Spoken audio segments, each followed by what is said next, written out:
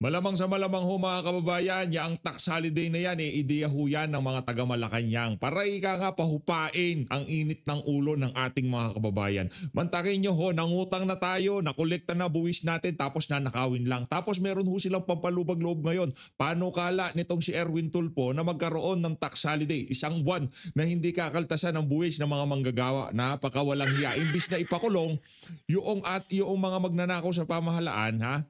Binobola na naman ho tayo nitong mga kampo nitong si Marcos Jr. Pero bago ho yan mga kababayan, kung bago lang ho kayo sa PH Update, isang like at isang subscribe. Masaya na ho tayo dyan sa mga gusto sumali sa ating community.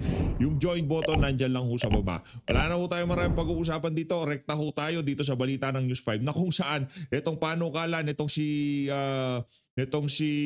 Erwin Tulfo, mamaya isosoplakin ho nitong si Tito Soto. Panoorin ho natin ito mga kababayan. Game! Tulfo sa Senado ang panukalang para sa isang buwang tax holiday para sa mga manggagawang Pinoy sa gitna ng talamak na kaso ng katiwalian. Sa ilalim ng Senate Bill No. 1446, hindi tatapyasan ng income tax ang lahat ng kikitain ng isang tax. Ito, ganito lang ho kasimplihan mga kababayan. Papiliin ko kayo, tapyasan na ang isang buwan na sahod natin o ipakulong itong si Martin Romualdez, Zaldico, Estela Kimbo at lahat ng magnanakaw dito sa flood control scandal. Sa tingin ko mga kababayan, dadagdagan pa ho natin. Yung kinukuha nilang 12%, yung binabayaran nating VAT na 12%, yung ibinabawal sa ating tax na tax sa ating mga buwis, gawin nyo pang dobyado. Basta siguraduhin nyo, panagutin nyo yung mga magnanakaw sa gobyerno. Wala akong problema yan mga kababayan. Anong tax exemption? Tax exemption. Tax holiday. Tapos maya-maya nakawan na naman. Anak ng Petrang Garapata. Taxpayer sa loob ng isang buwan. De, Hindi rin pwedeng bawasan ng employer ang anumang sweldo, allowance at iba pang benefits sa ilalim ng tax holiday.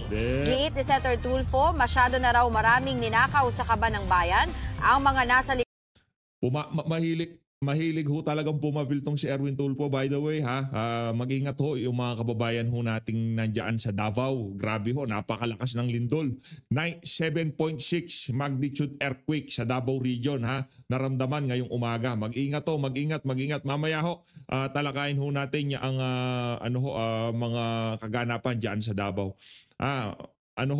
Napakalakas ho ng lindol. Nakita ho natin yung ibang mga struktura, talaga nagbaksakan. Mag-ingat ho yung mga kababayan natin dyan. Yung mga may kamag-anak dyan sa Davao, mag-ingat ho kayo. Ha? Mag-ingat ho tayo mga kababayan. Hindi ho natin malaman kung anong nangyayari sa ating bansa. Noong nakaraang linggo, ngayong linggo rin ata na to, Cebu ang binayo ng napakalakas na lindol. Ngayon naman ho, Davao region. Maraming panalangin ho kailangan natin dahil yan nga ang bagyo, napipredict yan nakikita yan malayo pa lang, pero ito ho gugulatin na lang tayo, bigla na lang yayanig ang lupa. Mag-ingat ho mga kababayan. Likod ng maanumalyang flood control projects. Sa tindi raw ng korupsyon, kaya nitong palitan ang hindi babayarang tax ng mga Pilipino sa loob ng isang buwan. Sabi naman ng Malacanang, malaking bagay raw ang panukalang yan, pero kailangan pa rin pag-aralan. Bagong-bago po to. Kailangan pag-aralan to na mabuti ng department. Hindi yan ang gusto ng sambayan ng Pilipino. Heto gusto nila heto gusto nila. Makinig ha. Ikulong. Di ba? Hindi ko kami nananawagan ng tax holiday. Wala kaming problema. Dobyado nyo pa ang tax pero siguraduhin nyo yung mga magnanakaw sa pamahalaan, ipakulong nyo. Senator Erwin Tulfo, hindi kami nananawagan ng tax holiday. Okay lang yan. 'Di ba? Paano mapapakain ng mga congressman yung kanilang mga kerida? 'Di ba? Paano namin masusustentuhan yung mga trips ng mga mambabatas sa iba't ibang mga bansa kung magta-tax holiday tayo? Okay lang na doblehin nyo na yung tax, pero siguraduhin nyo, pauwiin nyo dito itong si Elizalde ko. Hinahanap namin dito accountability. Di namin hinahanap ang papalubag loob. Ano yan? Consuelo de Bobo? Mga walang niya kayo? Lang yan. Anong tax holiday? Palibasa kayo, kahit tapyasan natin ng 50% ang inyong mga kinikita, malaki pa rin. Walang problema sa sambayan ng Pilipino. Di kami iiyak. Sige, mag-tax lang tayo dire-diretso. Yung VAT, sige, tuloy-tuloy lang yan. Walang problema. Para mayroong pang trip sa abroad itong mga congressman na to, itong mga mambabatas na to, meron silang pambayad sa kanilang mga kirida, pambili ng mga bagong iPhone 17 Pro Max sa 20,000 gigabytes. Walang problema yan. Okay lang yan, pero siguraduhin yung merong mananagot dito. Pero para bigyan nyo kami ng konsuelo de bobo na sasabihin nyo na, oh, tax holiday tayo isang buwan, oh, nagkakaltas yun sa mga sweldo. Mga loko-loko. Hindi, na, hindi namin gusto yan.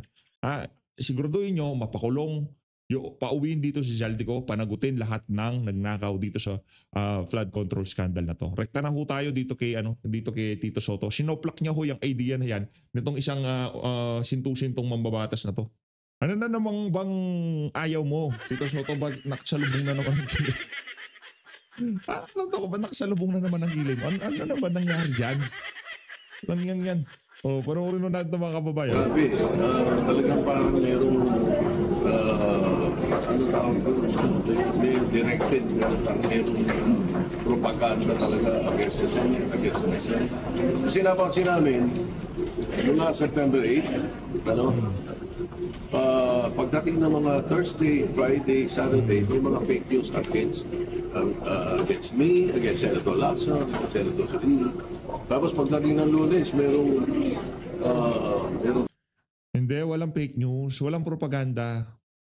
Ang mga supporter gusto nila mapalitan kayo, pero hindi yung propaganda. Yun ang aming nais. Hindi yun ika nga para, yun talaga literal, matanggal ka sa pwesto kasi ikaw aso ka ni Martin Romualdez at nitong si Marcos Jr. Diba? Yun ho yun. Wala akong propaganda dito. Magkalinawan ho tayo, Tito Soto ha. Wala akong propaganda. Lumabas yung mga alingas-ngas na papalitan kayong dalawa nitong si Ping Lacson mula noong sinabi nitong si Ping Lacson na lahat ng senador may insertion. Tapos maya-maya lumabas yung kay Risa Hontiveros na meron siyang 3 billion insertion. Doon nagkaroon ng pag-uusap o alingas-ngas na mapapalitan ka sa Senado. Pero walang concerted effort na ika nga siraan ka o ano, hindi. Kayo ang naninira sa mga sarili nyo. Si Ping Lacson kung ano-ano sinasabi sa media. Kaya yan nag-resign dyan sa Blue Ribbon Committee dahil alam niya yung mga pinagsasabi niya medyo dispalinghado na. Tama, mali. Huwag tayo. Kayong naninira sa sarili nyo. Mantakin nyo, isang linggo, walang hearing ang Blue Ribbon Committee. Ito, pangalawang linggo na nang walang hearing ang Blue Ribbon Committee. Tapos kung sakaling magsabi sila na ang tawag dito na merong usapin ng pagpapalit na liderato sa Senado, sasabihin nyo, nanggagaling yan sa kung kani-kanino mga kampo. Mga Duterte supporter, 10,000% ayaw ka namin maging Senate President kasi utusan ka, aso ka, tuta ka, di ba? Yun. meron daw po. Every weekend. So, ang tawag dito, stage 2 ito. That's a word for that. Tingin niyo may concerted effort? Yun. That is the best word. It's very concerted effort by some quarters. Bakit, sir? You're Anong trying to goal? find out. Anong goal po ng efforts niyo? Siguro, walang makita sa amin. Gumawa na lang ng invento. To discredit the Senate? Siguro, first to discredit us. Well, your guess is as good as mine. I don't know. Sir, Sabi ko nga, Wala daw makita sa kanila. Paano masasabing walang makita sa inyo? Wala nga kaming hinahanap, meron kaming nakikita. Pantakin nyo sinusunog yung sarili nyong bahay, kayong dalawa nitong si Lacson. Kaya sasabihin ba naman na, walang problema. Dapat ang delivery ganito.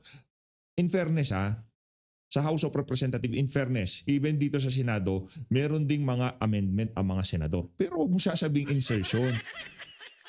Diba? Sa bagay, sinabi na nga nitong si Franklin Drilon, insertion at saka ang tawag dito, insertion at saka itong amendment, parehas lang yan, walang pagkakaiba. Pero para medyo catchy at medyo mag-init ang mga kababayan natin doon sa mga datihang senador, yung mga tumawid from 19th to 20th Congress, sabihin mo insertion, di ba? Halos lahat ng mga senador merong insertion. Pwede namang sabihin, in fairness sa House of Representatives, maging yung mga kasama namin dito, 19th Congress, meron din silang mga amendment sa 2025 budget. Para siguraduhin lang natin dito na wala kaming sisinuin dito. Yun ang delivery. Kaso ang sabi niya, lahat ng senador may insertion. Tapos naman noong tumatakbo sila nung medyo mainit pa lang tong issue ng flood control, 60 congressman merong mga kontratistang 16 congressman. Bakit hindi pangalanan ngayon yun itong si Ping Lacson? Nang yung Sa kanila, nasagutan lang sila. Pero sa mga kababayan natin, basta masama ang balita, huwag maniniwala. Sir, sorry, any bill on tax measure, you have? Any bill on tax None. None whatsoever. Me personally, and even the Senate itself, wala akong naalala may nag-file any new tax measure. Wala. Sa mga karapa ko, ako ano yun? Fake news yun ng News 5? Bata ng News 5 yan si Erwin Tulfo. Reporter yan ng News 5 dati. Kaya itong si Erwin tsaka yung si Rapi Tulfo, yan yung ika nga network nila para makapagpropaganda sila. Ang problema kasi itong si Erwin Tulfo, siya lang nagpapapogi. Kung sakaling meron ganyang klaseng tax measure, dapat isama mo yung mga kasama mo para suportahan nila. Naman to ko, ikaw lang nakaisip, ikaw lang magaling, ikaw lang pupugi sa sambayan ng Pilipinas. Sama ko rin kasi itong si Tuta, ikaw talaga. magpapile, bawas tax. Sir, SP, yung kay Curly at kay Sara Vizcaya, na hinihiling nila na alias, paano yun? Dito pa rin yung si Curly. Dito pa rin, hindi ko rin papayag because we know for a fact that Kung si Martin Romualdez ang magre-request, papayag yung tuta na yan. Pero pagka yung DOJ, ombudsman, hindi, sa amin yan, sa amin si Curly Vizcaya. the contempt powers of the Senate is in place. Therefore, the Solicitor General will be representing us on Monday. Dahil sa Pasay RTC. But I believe that we are on the right path. We are on the right path because mas madali nga blessing in disguise na contempt namin sila. Sapagkat pag kailangan sila ng DOJ at kailangan sila ng ICI, madaling imbitahin galing dito. Hindi kailangan hanapin, hindi kailangan walang makakapagtago. Even if they are protected witness already, hindi ba sila dapat nasa DOJS? We're protecting them. Di ba? Kaya nga protected witness. Tama-tama dito sa amin. Well, before Secretary Remulio became ombudsman, yun ang usapan namin. Nandito na sila? So dito sila. Nakakontempt sila. The contempt powers of the Senate is fine with. So parang nag-give way, sir, yung DOJ sa Senate? Hindi, ganun? kasi anong gagawin nila? Wala pa naman silang nakapile. So, nila ikukulong. So Senate pa lang talaga ang pwedeng mag-rule? Pakakawalan. Pag pinawalan yun at kailangan, baka hindi umatid. Baka magsakit-sakitan. SP, isa pa, si Senator Erwin Tulfo nag-express na rin siya na parang ready siyang maging permanent chair. And then si Senator Pia, after we interviewed you the other day, sabi niya she's considering it, will pray about it, kasi hindi bago sa kanya yung Blue Ribbon. So it seems like merong dalawang medyo open dun sa chairmanship. Paano Yeah, po? we'll discuss it one of these days because as soon as Senator Erwin Tulfo arrives from his official trip abroad, IPU actually, Inter-Parliamentary Union, he will be calling, and I asked him to call for a meeting of the committee, the Blue Ribbon Committee. Meeting, hindi mo na hearing. Before any hearing, baka hearing ka after. Meeting muna. So doon, pwede namin discuss further. Ano yung mga possibilities. Tatrabahuin muna nila kung anong magiging direction ng hearing ng Blue Ribbon Committee, di ba? Yan naman talaga, di ba yan ang plano? Total, yan. Baka kasi gusto saan dalhin nitong si Erwin Tulfo, baka bigla tayong mapunta sa Amerika, biglang maging Eric Sylvester yan, mahirap na, di ba? Kaya kailangan meeting muna, mag-meeting muna bago hearing, di ba? Ito, dito tayo kay Auntie Claire. Auntie Claire. Good afternoon, Yusek. Ma'am, may we just get your reaction? Cavite Representative Kiko Barzaga is eyeing to file impeachment complaint against the President. Nakarating na po ba ito sa Presidente, ma'am? Makarating o hindi makarating, ito naman po ay trabaho po yan at saklaw po yan ng House of Representatives.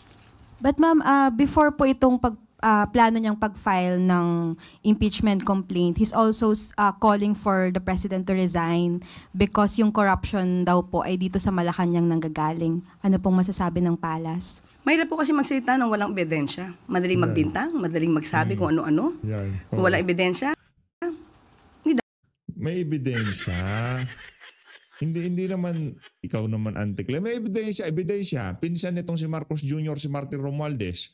Martin Romualdez, tauhan niya itong si Elizalde ko. Tinuturo lahat ng ebidensya itong si Elizalde ko.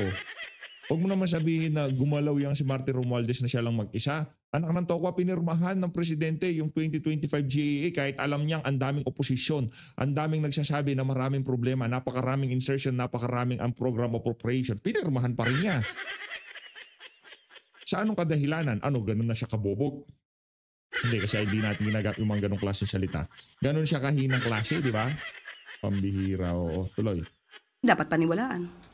Thank you, ma'am. Oh, yan. Follow-up question from Ivan Mayri. Masyadong GMA7. Itong si Auntie Claire, may edad na. Nagpapakyut pa. Yung patawa-tawa niya, hindi naman patawa-tawa niya ng edad niya. Pang ano yan, pang high school yan eh. Masyadong pa-cute. Anak ng tokwa, walang nakukyutan sa inyo, madam. Baka nabubuisit, madami. Yusek, how does the palace or how does the president view these moves by Congressman Barzaga? He said he will file an impeachment. He called for people power to oust the president. He called for the president's resignation. While the congressman's ways may be unconventional, he is certainly getting a lot of attention. Is Malacanang paying attention? Sa panahon ngayon na marami pong ginagawa ang Pangulo, hindi po pinapansin ang mga ganyang klaseng usapin. Busy ang Pangulo sa pagtulong sa mga kababayan natin, maraming trabaho para maiangat pa ang Pilipinas, hindi para ibaba ang dignidad ng ating bansa. But again, is the president paying attention to Congressman Barzaga?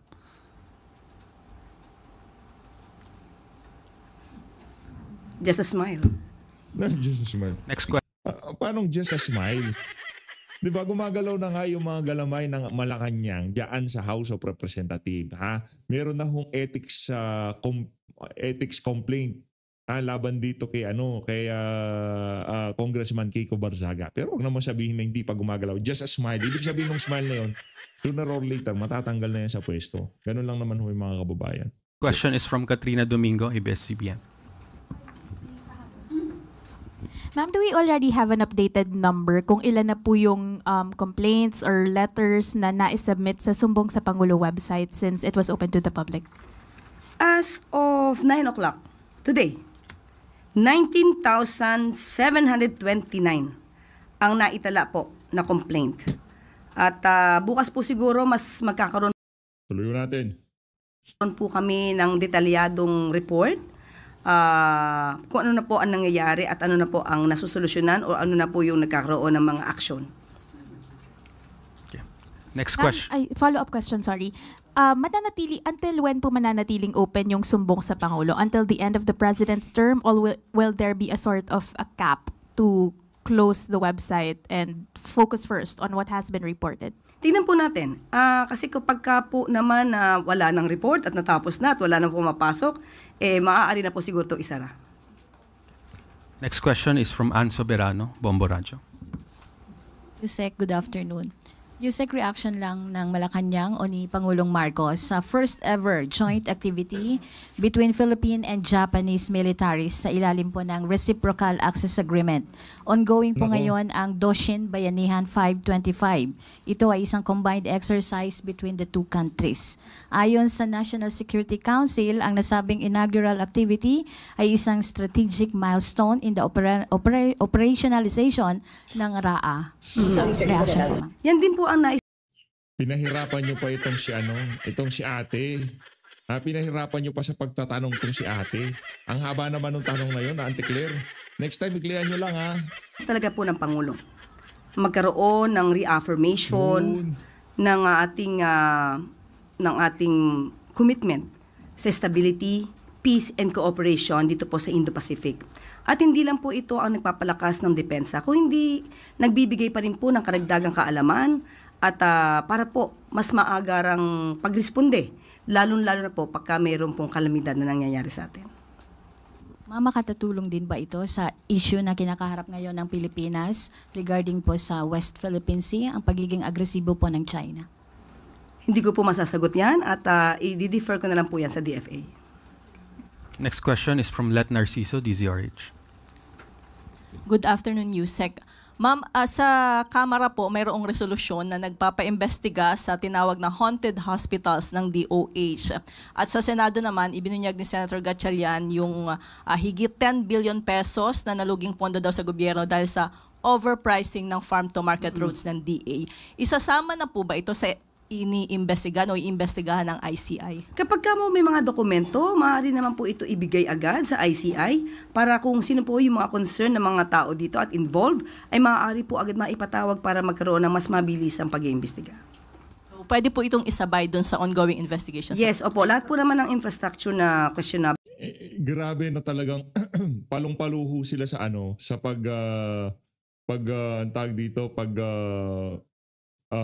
pagsama doon sa issue ng farm to market, kasi yun ho talaga mas kailangan nila ngayong mga panahon na to. Tabunan yung issue ng flood control scandal, kasi ito pwede natin maikonekta nung panahon ni Tatay Digong. Di ba? Nagdaang administrasyon, gaano karami ang farm to market road.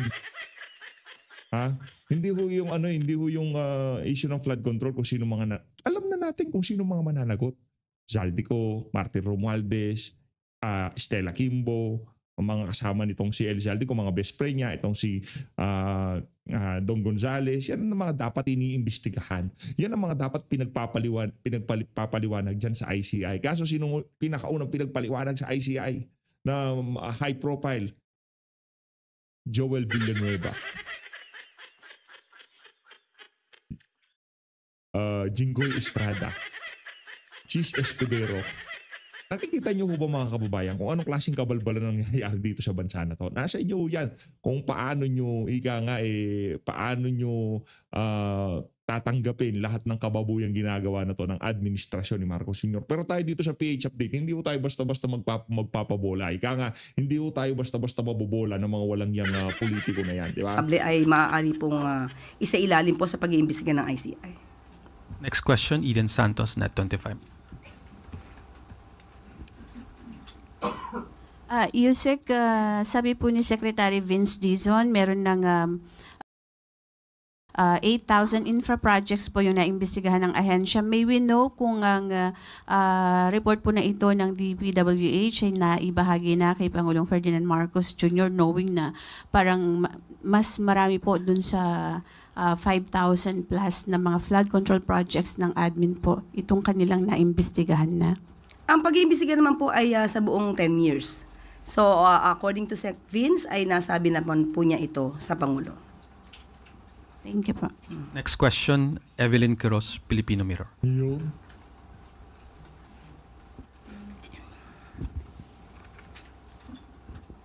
Good morning, Yusek. Nagiging abala po tayo sa pag-iimbestiga sa mga flood control projects. Pero may naging kautusan po ba ang Pangulo na tignan din po yung mga, kasi po mayroon pong mga iba pang departments na may mga infra projects like DOH, TND, and DepEd po yung mga classrooms. Meron po bang naging kautusan ng Pangulo na tignan din po ito? Kasi po yung mga contractor po ng flood control, sila rin po yung mga contractor sa mga ganitong projects. Kaya nga po ang ginawa pong Independent Commission ay patungkol po sa mga anomalyang flood control projects and infrastructure. Ibig po sabihin, lahat po na maaaring i-report nila na may mga anomalya, maaari po itong imbestigahan. Yan po ang gusto ng Pangulo. Last question is from Tina Maralit, The Manila Times. Good afternoon, ma'am. Ma'am, earlier this week, Baguio City Mayor Benjamin Magalong pointed to you as the trigger for his resignation as Special Advisor to the ICI. In an interview, sabi niya, and I quote, "Kumbaga, parang wala akong karapatang mag-imbestiga." Ayun yung message doon sa inilabas ni Yusek Claire sa press con niya. Kumbaga, sinabihan ako na wala akong karapatang mag-imbestiga kasi Special Advisor ka. Tapos kung ano-ano pa ang sinabi sa akin. Your thoughts on this po? Sana po napanood niyang buo yung ating press briefing. Pero ito pong issue na to ay paulit-ulit na at nasagot ko na po, pero hindi ko alam bakit paulit-ulit pa rin at parang hindi po nagkakaroon ng katapusan ang issue na ito. But anyway, this will be my last time to answer these issues. Unang-una po, hindi ko po saklaw ang kanyang damdamin. Siya po ang voluntaryong nag-resign, hindi naman po siya pinagre-resign. Kung iyon po ang kanyang naging desisyon, hindi ko rin po saklaw ang kanyang pagdidesisyon. Sinabi po niya na wala daw siyang karapatang mag-imbestiga. Unang-una po, iba po kasi ang pag-presume at iba naman po yung naging pronouncement ng ating Pangulo. September 15, sinabi po ng Pangulo na siya po ay special advisor. Hinanapan po siya sa isang programa kung nasaan po ang kanyang mandato, ang papel patungkol po dito. Ang sinabi lamang po ni Mayor Magalong ay he just presume that he is an investigator. Maaaring ganun ang mangyayari. Kasi yun ang trabaho niya. Doon siya magaling. Anong dahilan para kinuha siya? Mag-a-advise siya sa ICI na Mayor Benji, ano ba to? Sasagasaan ba natin to? Hindi natin sasagasaan? Yun lang trabaho niya. Ang expertise niya investigation, tapos wala siyang investigating power. 'Di ba? Ano pa silbi niya doon? May tasol na mag-resign na siya, 'di ba? Kung siya po ay nag-design bilang mayor. Pero ang Pangulo na nga rin po nagsabi na pinili niya pong mag-stay at manatiling mayor ng Baguio City. So, kung kayo po ang magtatanong sa kanya, maaari po nating hanapin nasan nga po ba yung sinasabi nating papel na siya po ay nagtatalaga o tinalaga ng Pangulo na investigador. At sana po, maiwasan na po rin sana natin yung mga guessing game na nagbibigay ng intriga, lalong-lalo na sa aking naging trabaho. Ang aking naging pronouncement po dito noong September 26 na ang role ni Mayor Magalong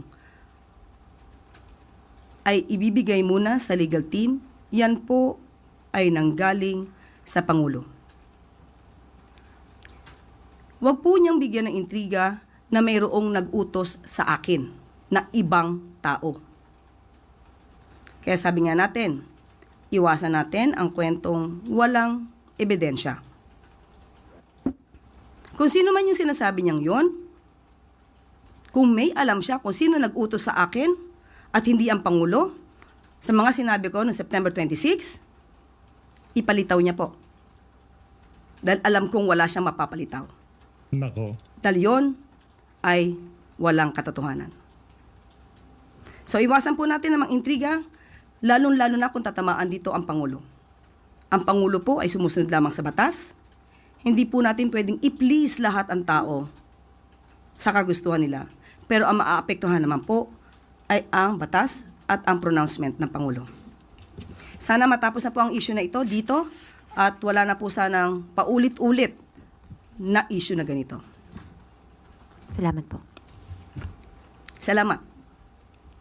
Whole of government approach upang masigurado ang price stability sa gitna ng mga kalamidad sa bansa. Sa gitna ng sunod-sunod na sakuna na naitala sa bansa, sinisiguro ngayon ni Pangulong Ayun na nga mga kababayan, dito na unahan tatapusin ng ating reaction video. Mambobola na lang ako si Auntie Claire dito sa bahagi ng video na to. As always, mag-ingat po kayong lahat. Mahal natin Pilipinas.